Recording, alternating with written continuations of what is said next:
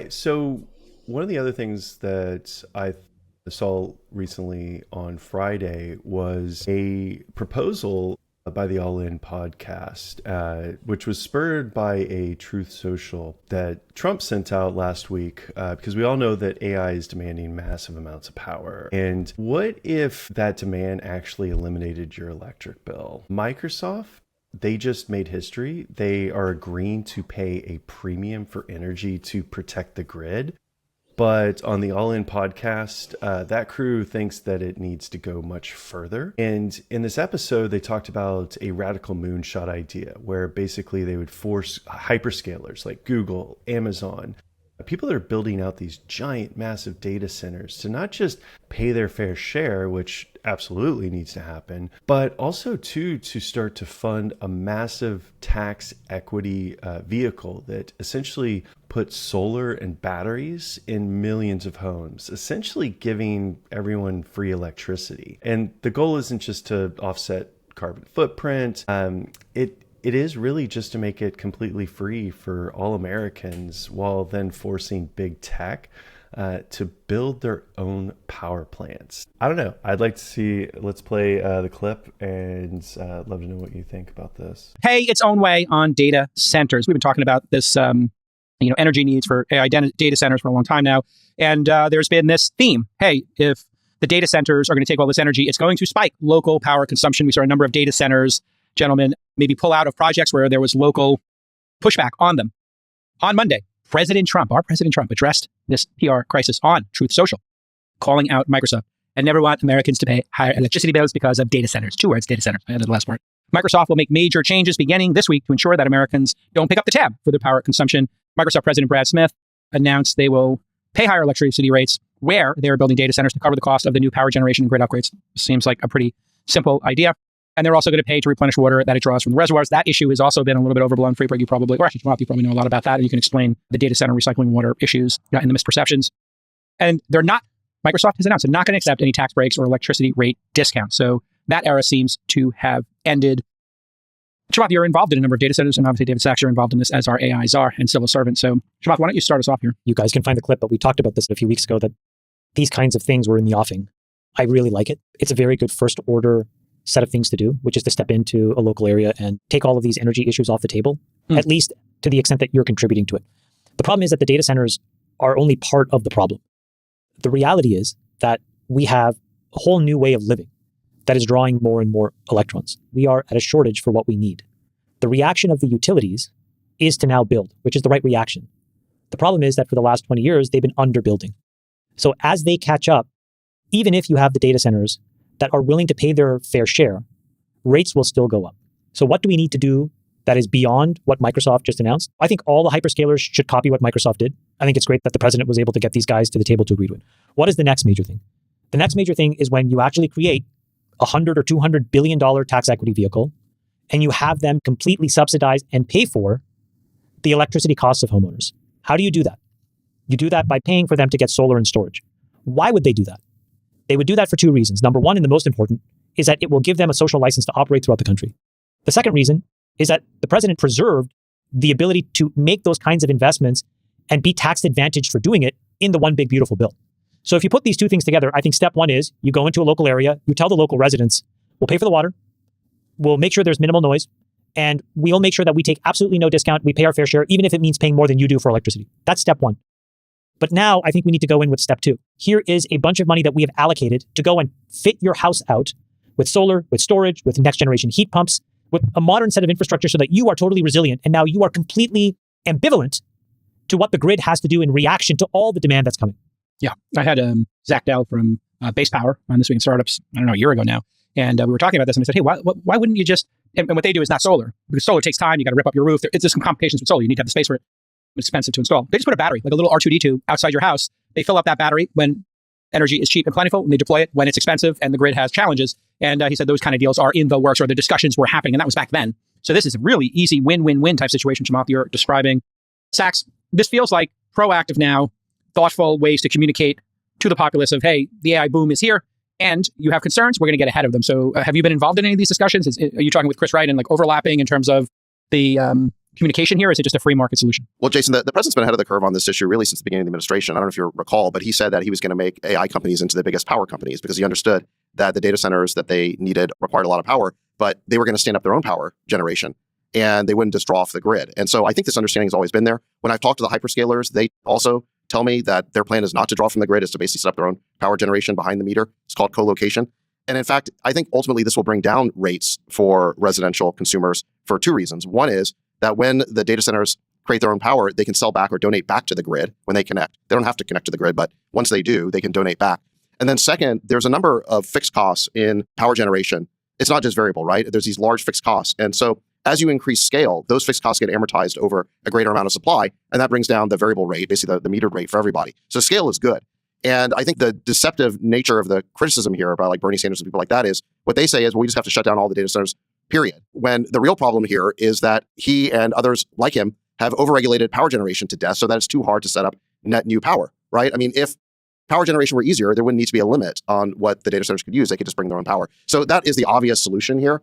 And it's good to see Microsoft make this pledge and sort of formalize that. I think all the other hyperscalers will do that. Again, it was never part of their plan, I think, to draw on the grid for their power needs. They always, I think, understood that they'd have to stand up their own power. And the issue is just regulations getting in the way of that. And just one final point on this is that there are a bunch of regulations by FERC, for example, that interfere with the ability to do co-location. Co-location is when you put a data center and the power generation next to each other, or you do them together. And Chris Wright, the Secretary of Energy, has directed FERC to make a bunch of changes to make behind the meter and co-location easier so that these data centers can stand up their own power. And the only reason that hasn't happened is just because of the usual bureaucratic delays, but that is well on its way to happening. All right. Does that make sense? Yeah, it makes total sense. And, if we start thinking about incentives obviously matter. And I don't think a lot of people know this, but, and I think I talked about it when we were talking about nuclear, Freeberg. In France, the people who live near the Avon, I think is how it's pronounced, reactor, they pay 0.1% tax versus the 12% regional average. And so and then I think the UK has also talked about these sort of danger zone or proposals and payments. You can give people a discount to incentivize them and reward them, giving them free local electricity, et cetera, for living near a nuclear power plant. That hasn't come up here in the United States. And there's been a lot of FUD, fear, uncertainty, and doubt, Freeberg, around these data centers, people throwing around a lot of talking points. I think you and I discussed offline the misperceptions about water usage, and that the water usage is largely recycled in these data centers. If you know about that, would you inform the audience about that piece of data? Well, we got a lot of water. It just goes around in a circle. So I don't think that's an issue. But clean water and the cost of clean water increasing for a local population is the issue. And the misperception there. The modern cooling systems in these data centers, the water recirculates and transports the heat out of the data center. So it's not like the water is used up. I guess there's a separate type of evaporative cooling that does use up some water, but modern data centers don't use that. So the water issue is really a total hoax. And it's really kind of a sub-hoax of this larger affordability issue. I'm not saying that affordability isn't an issue, but it was caused by Biden's 9% inflation. And now Democrats are trying to make it an issue. When it comes to the power for data centers, again, this all comes back to the fact that the regulations make it too hard to generate net new power. So again, scaling demand on its own, not a problem if you also scale supply of electricity. In fact, it brings down prices for everyone because scale creates economies of scale. Yeah, and 90% of that water is reused. And there's closed water loop systems. And here's my pitch. I think the president should try to create a $300-500 billion tax equity fund and help eliminate the electricity costs of 50 to 100 million American households. Amazing. Well, let me give you the math. So we consume in this country about 4 trillion kilowatt hours of electricity. Average price is 18 cents a kilowatt hour. So it's about, call it $750 billion of spend on electricity every year. 1/3 of that, $250 billion, is residential consumption. 2/3 of that, $500 billion, is industrial and commercial consumption. Theoretically, you could increase the price on industrial and commercial consumption by, call it 50%, and make all residential electricity in the United States free. If you're a residential user, you get a cap of free electricity every month. And if you use more than that cap, you get charged. But below that cap, you're free based on whatever, square footage of your house, I don't know, whatever. And then on the commercial and industrial side, the reason you would then have an incentive to build private power systems would be that you can bring your cost down. And instead of centralizing all of this with the utilities, what it can do is it can force a market demand for industrial and commercial users to build their own power systems, which would increase overall electricity supply in the United States. The data centers are the tip of the iceberg, but if you make this a pan-industrial problem, then all of the industrial companies would have to take this path. The problem is it doesn't change the net consumption model. If you actually go to solar and storage, for every 15 million homes, you take a terawatt hour of demand off the grid. That's an extra terawatt hour that you don't need to build, but you can't build that quickly. So the reason why I like solar and storage is you make these folks so self-reliant. Now, all of a sudden, we're actually catching up to China faster than we would have otherwise. You're talking about residentials? Yeah. Your idea, which is a good one. The problem is they're still using grid services. Right. Or they don't have to. That's the point. Like if they end up, the industrial users will then invest in solar systems. You don't know that for sure. Solar. My point is today, the homeowners are using. Well, there is no solution to not using. Yeah, well, if the industrial price goes up by 50%, you've now created a market force to drive them to make the investment. I understand. Particularly if you've deregulated. I understand the math, but my point is, you get this first year capex depreciation, so they actually get benefit. And instead of putting all of the guys, you're talking through each other. Chamat's point is that you're still taxing the grid. His proposal adds another layer to what you're saying. So he's in agreement with you, Freeberg. Hey, yeah, let's have the businesses pay a little extra, and let's have take them also off the grid. Take them off the grid to reduce it. Grid. Well, there's 80 million freestanding homes in the United States, and it's about $15K to put these battery packs in, like Base Power is doing. You can probably get it down to 10. And if you just do back of the envelope math, you're talking about $1 trillion. So basically, for $100 billion, you could do 10% of the country. If you were to do that over some time period, we would stop worrying about the grid. I think is Chamat's point. And you could do it with battery, you could do it with solar. Well, you would not stop worrying about the grid, but Jason, just to refine what you're saying, because you're directionally very right, the consumers would feel less of these issues. And instead of all of us worrying how to underwrite terawatt hours to catch up to China, we actually get a 2-for-1. The consumer homes don't have that anxiety anymore. They don't have the bill. And because they're generating their own power, they're off the grid. And now what that means is that extra terawatt hour can actually go to the commercial and industrial applications, including these data centers. And you're right, Freeberg, we should raise their tariffs. I just think it's a lot more complicated and a lot more expensive. No, your method is way more complicated. No, okay, listen, none of this is free. None of it's free. However, we have such an amazing opportunity with AI that it makes sense to do this. That, I think, is the big picture. AI is such a huge opportunity. There's so much investment. Why wouldn't you do this is the question. And if we want to live in the age of abundance and we want to bring the bottom half of the country up and we want affordability, where do people spend their money? Food, groceries, their rent, and their electricity and utilities. So if we want to figure out a direct way to do this, and for all the hippy dippies who care about the environment and clean energy, this is a win there as well. And it doesn't come out of Americans' pockets and their taxes. It comes out of corporations, which are printing money. If you want to talk about redistribution of wealth, this is a way for the great American Mag 7 corporations to give something back to Americans. And you talked about this, right, maybe 3 or 4 weeks ago, that, hey, maybe there would be some way for great corporations to do great things for Americans. The fact that Americans don't think about their water bill that much is a mitzvah. It's a great thing. Now, if they didn't have to think about electricity, wow, amazing. We will look back and I think that we will want to have seen these big companies who are unbelievably profitable step up on behalf of American homeowners. Yeah, some might say obscenely profitable. I just think it's a great mission to the moon style framing to say, what if we could make all residential electricity free in the United States? And over the next decade, if we can do that, not only do we help Americans with their wallet, but we actually can enable a distributed investment scheme in American energy production, and we force the corporations to step up and do their part rather than centralize it. So I just like the framing of making this whole thing free, making residential electricity free in the US as a core benefit. The other thing is, we've talked about this, I've mentioned this a couple times before.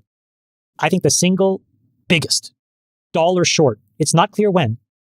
You have billionaires calling for free energy for everyone. Now, to point out, and that's to really just know, Chamath, who, if you don't know him, he was one of the very first employees. He's one of the first, I think, he helped develop the Facebook business model. He's worth about, I think, $5 billion at any time, but he has a huge investment in solar and batteries. So he's also knows that if the government subsidizes solar and batteries, he would be in a massive upwind. So take that into this conversation and why he's pushing that. But this is something that a few episodes ago that they did talk about, where a lot of the backlash with AI, especially around the data centers, because that seems to be something that seems to be pretty bipartisan. Everyone hates these data centers, but yet we need them. And our grid is woefully underserved right now. They did talk about how this was an opportunity, much in the same way that in the early 1900s, billionaires, or at the time, like the gilded oligarchs at the time, Andrew Carnegie, things like that, they created endowments.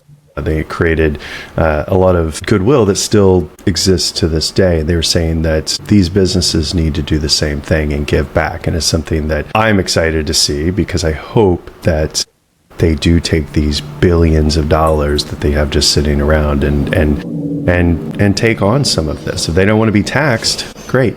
Give it to the public. Can't hear you, Max. Very low. I was saying, I'm all up for this new, the Microsoft paying their premium in here for energy is great. I like that. I didn't quite get if this was something that they proposed, or did Trump took them to a conversation where they had to agree to do this and it came from that direction. But either way, I think this is super good for the industry. I really like the second point this guy was making, right? It's not only I'm going to pay the bill for a complete zone or whatever, but I'm going to take that money and put it into research so we can make the network better. Like, I see how he could get benefited out of it, but I think that's great.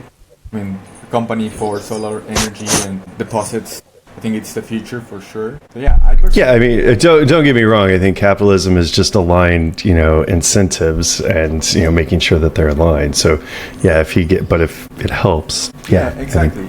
if he's getting money out of putting that into research and making some progress towards how we get the extra network, we get the extra charges back into the network, or even the other hand is having that research into making the models more efficient. Right now, AI is getting a really bad look also of the impact it's getting in the prices of PC components.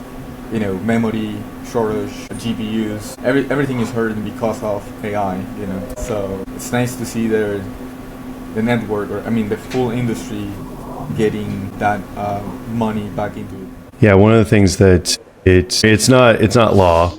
It's just a tweet from Trump and Microsoft saying they will do it. There's nothing that's forcing them to do it. Google and Amazon haven't said anything about it, which they're two of the biggest data center providers, out there. Microsoft's one of them, of course. But yeah, I think that, a lot of people, my mom included, they were saying they were going to put a data center over near her house. And I was like, don't let them do it. Like, as it is right now, because they're loud, they drive up electricity bills, and at the end of the day, if there's brownouts, it's not going to be that data center that gets browned out. It's going to be the people that live there. So until they fix some of these things, I do agree that people should fight data centers. I think that the water usage is really outblown. I think that so much misinformation that I see online of like, oh, this AI response cost however much water, and it's like, if you look at the number of things that takes more water than AI, I mean, like golf courses alone, just watering them in the US is like 20 times more, uses 20 times more water than AI, than the projected AI usage. So let's cancel golf courses before we cancel AI. Yeah. That's more like the 1%.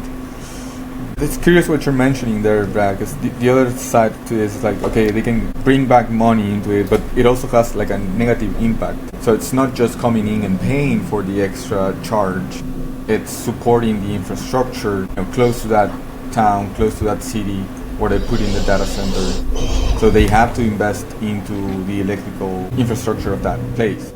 Yeah, right now they just come in. Like when they're coming in and creating a data center, do they come with like their own general? No, they're actually asking for tax breaks. They're asking for lower costs. They're asking for the same thing that they would do when they were opening new offices. There was a whole I believe it still goes on, but I remember Amazon famously was like shopping around for their new headquarters, and these mayors were following, trying to give them these incentives and these tax breaks and all these different things, which I never understood how this is beneficial. Hey, come in here and we're going to give you a bunch of tax breaks, and how they get the benefits. I guess the jobs bring the benefits, but at the end of the day, yeah, they're asking for cheaper. They're asking for less. And it's always been of my opinion that if you come in and you want to build one of these data centers, great. At least at the bare minimum, you need to replace or upgrade the infrastructure so that the community isn't, that you at least cover your power consumption. Does that mean building a new power plant in that area? Does that mean, some other, infrastructure jobs? But yeah, right now they're actually asking for, because they say, oh, there's going to be jobs to create the data center. Yeah, to build it. Then afterwards, 2 people and a few robots to run it? Like, it's not long term. And then you have these if you've ever been around a data center, I mean, just Google data center noise. I mean, they're loud. They are very, very loud. And it's just a constant humming. I mean, imagine you're just sitting in your house and they're just constant. And that's what people have to, Google it. I mean, people just go outside like, this is what it sounds like at my house now. It just seems horrible. One actually interesting proposal, which has actually started to, in the last 6 months, get a lot of attention, are data centers in space, because the cost of space launching materials into space is going down, because of the great work that SpaceX is doing in that area and being able to reduce that cost. But it solves a lot of different issues. For instance, you don't have to worry about noise in space, and two, you don't have to worry about cooling. You don't have to worry about which is what takes a lot of the water, which is what takes a lot of the electricity, is to cool them down. It's not necessarily to run the GPU; it's actually to cool it so it doesn't burn up. So it actually, because the cost of launching new materials into space is going down, Google's talking about this recently. Tesla's talking about launching these as well through SpaceX. So this could also be another possibility as well in the future. That sounds like a great idea. So I was thinking on one more point on this. Like, if I'm understanding this correctly, so they're creating a system where, let's say, 100 million American homes have their energy infrastructure potentially funded by big tech. Now, if that is the case, what are the terms? Who actually owns the solar panels after installation? What data gets collected? Can it be like sort of reprocessed? And the funny thing, like, what happens if you maybe switch away from Microsoft services? Will you get do you lose your free electricity, or what happens when this thing happens? Big tech controlling and getting into this vertically integrated energy production is, again, quite concerning. Yeah, that's a really good point. Read the fine print. If they're going to give you, always be leery of something you get for free. What are the terms and conditions something is free, of you that? are the product. Yeah, it's funny. Yeah. I had a note in here that said preferred tax. It's like the only one time that I would prefer a tax, just because it would be forced by law to them to have it in a specific way. This is how you will pay back to that people, so they cannot do stuff what you're saying, like owning the infrastructure and all that. I go back and forth on taxes. I mean, if the government wasn't so inefficient at doing things, I'd be much more for taxes. But at the end of the day, if I give money you give $1 to one of these businesses and you give $1 to government, it's just night and day on the efficiency of how that dollar is then spent. Now, is there any oversight of corporations? Or, to your point, laws, but then you end up with bureaucracy, you end up with where we're at now, where you do have, at the end of the day, the top 10% pay about 90% of the taxes in America. So, I can understand why they'd be a little pissed off that, hey, we're spending so much in taxes, yet our streets are crumbling, our infrastructure is not great. I'd be pretty pissed too. And say, do I really want to give more money? There's this billionaire tax that's being proposed in California, where they essentially say that all people of a certain wealth need to give 5% of their assets, which is a whole different conversation and something that I think is absolutely, like I said, I agree that there needs to be something. That is not it, by just going and seizing private assets, especially most of it's not liquid, right? You can't, what are you going to do? Sell off your stock? Or are you going to have to? But these are the types of things being proposed in California for that, and I don't necessarily agree with that, because I don't think that giving the government more money, if you see a failing business and efficiency, do you give them more money, or do you tell them to? It's that part, right? That's the allocation aspect of the government we don't all agree with. The means are good, it's just how they spend it. Because I'm all up for taking 5% of the top 0.1%. That could probably be a lot of money to solve problems. Yeah, yes. Then you end up in a slippery slope of what private property is, because the government at any time could just come in and just take your private property. Income tax is one thing, that's taxed on income you didn't have, but as soon as you have an asset, that's now your private property. And if the government can say, hey, I can now seize part of your private property, okay, now it starts with the billionaires. Great. Okay, now we're even more inefficient with it, because now we lower that and we keep lowering it. I don't think that seizure of private property and private assets is the right way to go about that. But if companies like this do programs like this where they take it on their own and you start using those cash reserves to give back to their communities without government, and they could do more direct, then I think it would take a lot of the pressure off of bills like this. So I think he's not just saying this because, he's one, pushing his own book of investments, and two, it's self-serving because they know that if this continues down this path of this backlash, that the government will start seizing their assets because of public opinion. The